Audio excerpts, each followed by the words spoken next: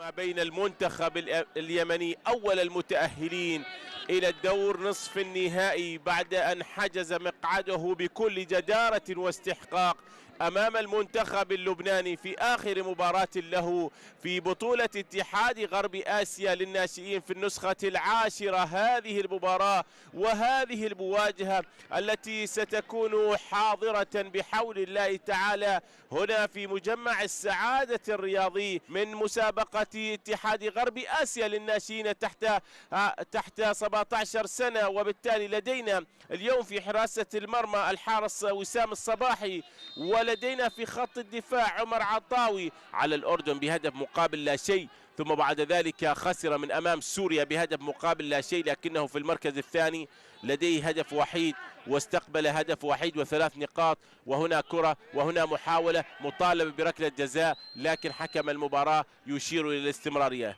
الأردن كانت في المركز الأردن كانت نعم في المركز الأخير. اللبناني بكل تأكيد جاء في مهمة صعبة جدا بالنسبة للمنتخب اللبناني في هذه البطولة. ومحمد الفران المدرب اللبناني الذي كان له حديث، وهنا لدينا فرصة ولدينا محاولة لكنها تم الاكتفاء بمعسكرات. هنا هذا علي نونو لاعب يعرفه الكل، اللاعب اليمني علي النونو الذي يتواجد ايضا مع منتخب بلادي كما تتواجد الجماهير اليمنيه. وبالتالي علي النونو الاسطوره الخالده لليمن السعيد بكل تاكيد واحد من المهاجمين من الطراز الفريد. وهنا الكره ولكنها تصل سهله تصل بعد ذلك لمصلحه المنتخب اليمني. عادت هذه الكره وصلت بعد ذلك لمصلحة المنتخب اليمني، انطلاقة محاولة فرصة لكن مقطوعة هذه الكرة. تعود هذه الكرة وتعود هذه المحاولة، هتأخذ ولكن مقطوعة، والكرة مستمرة، تسديدة ولكن الكرة ذهبت إلى خارج الملعب. خطيرة الكرة الماضية ولكن التسديدة نعم كانت حاضرة. لكن نشاهد لاعبي المنتخب اليمني ولاعب المنتخب اليمني اللاعب رقم 18 سدد الكرة الماضية واللعبة الماضية، وتسديدة كانت حاضرة بكل تأكيد من لاعب المنتخب اليمني اللاعب رقم 18 الذي سدد الكرة الماضية. أحمد المشيكي اللاعب نعم لعب 4 مباريات لم يحقق الانتصار، وتعادل في مباراة، خسر في 3 مباريات، سجل فقط هدفين وسجل في مرماه 20 هدف. يا إلهي رقم كبير ورقم يعني بالنسبة للمنتخب. يا سلام يا سلام يا سلام يا سلام يا سلام يا سلام، والكرة الماضية ضاعت على المنتخب اليمني. يا سلام يا سلام يا سلام في الكرة الماضية. أحمد المشيكي في الكرة الماضية سدد الكرة الماضية بعد مراوغة الأول، ثم بعد ذلك التسديد، والكرة إلى خارج الخشبات الثلاث، تحولت وذهبت إلى ضربة مرمى لمصلحة المنتخب اللبناني. من هذه الكرة ومن هذه المحاولة المنتخب اليمني، لكن الكرة الأرضية لم تكن متقنة. لتعود الآن الكرة وتعود المحاولة، مستمرة هذه الكرة لمصلحة المنتخب اليمني. الآن الكرة والمحاولة، لكن الكرة تعود، المحاولة أيضا تعود، هنا مرور وتسديدة، لكن تسديدة أحمد بأنه ينتظره مستقبل. وكما ذكرت اليمن ولادة بالمواهب الرائعة جدا، ومن يتابع كرة القدم اليمنية يعرف ذلك. وهنا الكرة وهنا المحاولة وهنا الإبعاد، ولكن الكرة مستمرة، هذه كرة خطيرة، لكن الكرة الماضية وصلت سهلة.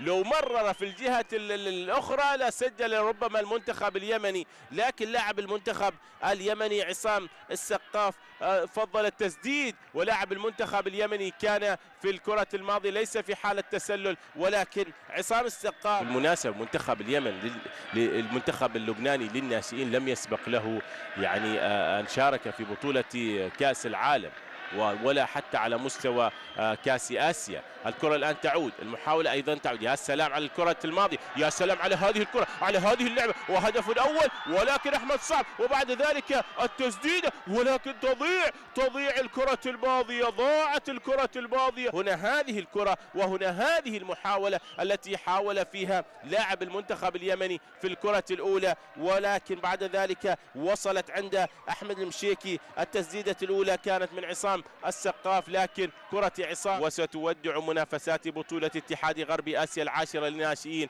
المقامة في سلطنة عمان وبالتحديد في محافظة ظفار. إذن صافرة حكم المباراة بداية الشوط الثاني، وهنا لقطات تأتينا من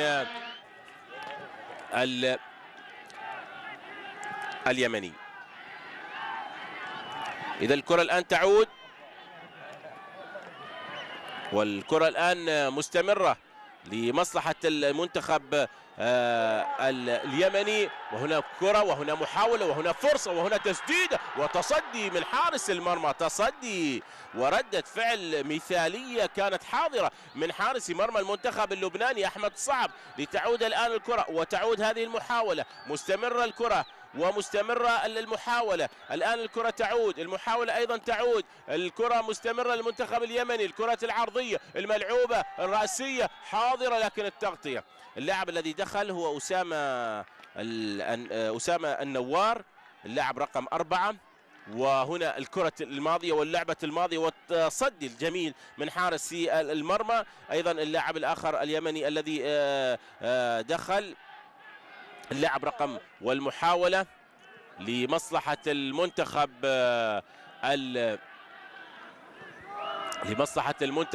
اليمني. وهنا الكرة وهنا المحاولة، ولكن التغطية، والكرة ما زالت مستمرة، هذه خطيرة، ولكن الكرة بعد ذلك تصطدم في لاعب المنتخب اليمني وتتحول إلى خارج الملعب. المتابع وهو اللاعب محمد حمدان. إذا الكرة الآن تعود. هذه التغييرات تغييرين نعم حدثت في هذا اللقاء، وخرج اللاعب. وهنا فرصة وهنا فرصة وهنا محاولة، هذه جول، هدف أول يمني، واليمن السعيد يسجل الهدف الأول ويفرح الجماهير اليمنية الحاضرة والمتواجدة. افرحي يا اليمن، اسعدي يا اليمن. واهتزت شباك حارس مرمى منتخب لبنان.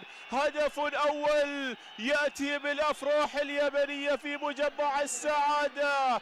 نعم السعادة، كل السعادة أتت من لاعب المنتخب اليمني البديل الذي دخل من أجل أن يسجل، وبالتالي مدين الورد يهدي الورد، بل يهدي الهدف الأول لجماهير اليمن. هدف أول بعد لعبة جميلة ورائعة، والمدرجات نعم الآن هي بفرحة يمنية بعد هدف سجله اللاعب اليمني. هدف أول واليمن يتقدم عزيز المتابع بالهدف الأول، لكن بانتظار أن نشاهد لقطة الهدف وكيف جاء الهدف عن طريق اللاعب للمجموعة بشكل أكبر وأكبر. وهو قبل هذه المباراة كان متصدرا، والآن هو أكد الصدارة. والكرة الآن لهدف ثاني، قد نشاهد الهدف الثاني. هنا لدينا الكرة وهنا لدينا المحاولة. الكرة الآن تعود، المحاولة أيضا تعود، والكرة مستمرة بعد ذلك، مستمرة هذه الكرة ومستمرة هذه المحاولة. هدف ثاني قد يأتي، تسديدة حاضرة، وهذا جول. الله الله الله الله الله، يا رهيب يا عجيب، وفي المرمى أكيد. واليمن السعيد سعيد بهذا التقدم، بهذه النتيجة. هدف ثاني يأتي عن طريق اللاعب رقم 2 في صفوف المنتخب اليمني ويسجل الثاني، والجماهير اليمنية في فرحة جديدة، في فرحة أخرى. نعم الكرة والهدف الثاني أتى عن طريق اللاعب عمر، نعم هو من سجل، عمر عطاوي هو من سجل بتسديدة من خارج منطقة الجزاء قوية قوية قوية في الشباك، والهدف الثاني أتى، واليمن في غضون 3 دقائق سجل هدفين. هذا هو الهدف بعد كرة رائعة جدا أتت من لاعب المنتخب اليمني عمر عطاوي، نعم يعطي الأفضلية، نعم يعطي الهدف الثاني، نعم يسجل الهدف الثاني، والجماهير اليمنية حاضرة وبقوة، واليمن حاضر وبقوة، رغم أنهم كانوا وصيفين للبطولة الماضية في الأردن، لكن الوضع اختلف، وهذه محطة مهمة بالنسبة للمنتخب اللبناني وكل المنتخبات المشاركة في هذه البطولة. وهنا ممكن، ولكن حالة التسلل والكرة نعم في الشباك وهدف أبيض، لكن لن يحتسب هذا الهدف بالنسبة للاعب المنتخب اللبناني الذي يقول لحكم المباراة بأن الكرة الماضية ليست في حالة تسلل. اللاعب الذي دخل مكان حسن محمود، وأتحدث عن اللاعب اللبناني الذي مر في الكرة الماضية وسدد الكرة الماضية، وهو آدم الحلبي، واحد من اللاعبين المتميزين بالمناسبة مع المنتخب اللبناني في البطولة، لكن غير محظوظ ما سجل، لكنه حاول خصوصا في مباراة منتخبنا الوطني أمام لبنان، كان حاضرا وبقوة وأتيحت له العديد من الفرص، لكنه لم يستغل تلك الفرص، وبالتالي يعني صعب المهمة. وهنا لدينا الكرة والمحاولة، والكرة بعد ذلك تعود الكرة، تعود المحاولة، الكرة مستمرة لمصلحة المنتخب. يا سلام يا سلام يا سلام، كيف مر، كيف عبر في الكرة. لاحظ اللاعب عادل عباس، يا سلام يا سلام على هذا اللاعب، لاعب مهاري بالرقم 10. هذا لاحظ 1 2 3 مر من بين 3 لاعبين، لكن أحمد الصعب قال له أنا موجود، لن تسجل في هذه الليلة في هذا المساء. وحتى الآن المنتخب اليمني يعيش الأفراح في هذا اللقاء وفي هذه المواجهة. الآن الكرة والمحاولة الآن تعود مرة أخرى لمصلحة المنتخب اليمني، سيطرة يمنية ربما تكون ب80 مقابل 20 نسبة الاستحواذ، وهنا تصدي من حارس المرمى في الكرة الماضية، وكرة أخرى تأتي من مدين الورد. مدين الورد ينثر الإبداع وينثر الورد في هذا اللقاء وفي هذه المباراة. نعم لمسة كبار، نعم فنيات رائعة يقدم